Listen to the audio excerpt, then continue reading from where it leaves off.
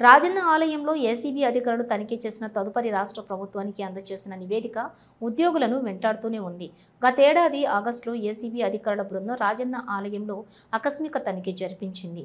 సమగ్రంగా పరిశీలించిన అధికారులు గోదాముల్లోని సరుకుల్లో ఖరీదైన కాజు, కిస్మిస్, నెయ్యి, బియ్యంతో పాటుగా 13 రకాల నిల్వగల సరుకుల్లో వ్యత్యాసం ఉండగా సామాజిక మాధ్యమాల ద్వారా ఏసీబీ బహిరంగం చేసింది. అయితే వీటన్నింటిపై సమగ్రంగా విచారణ జరిపి నివేదికను మార్చి 2025లో ప్రభుత్వానికి నివేదించింది.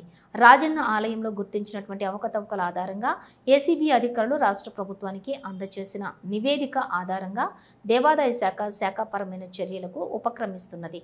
ఇప్పటికే ఆలయ ఈవోగా పనిచేసిన వినోద్ రెడ్డికి కమిషనర్ సంజయ్ షి నోటీసులను అందజేశారు.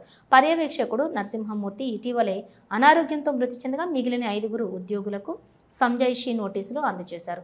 జూనియర్ అసిస్టెంట్లు 4తో పాటు ఇటీవల పదవి విరమణ పొందిన పర్యవేక్షకులు 1కి నోటీసులు అందజేశారు. 10 రోజుల్లో వివరణ ఇవ్వాలని ఆదేశించారు. అయితే శాఖాపరమైన చర్యలు ఏ విధంగా ఉంటాయని ఉద్యోగులు ఆందోళన వ్యక్తం చేస్తున్నట్లుగా తెలిసింది.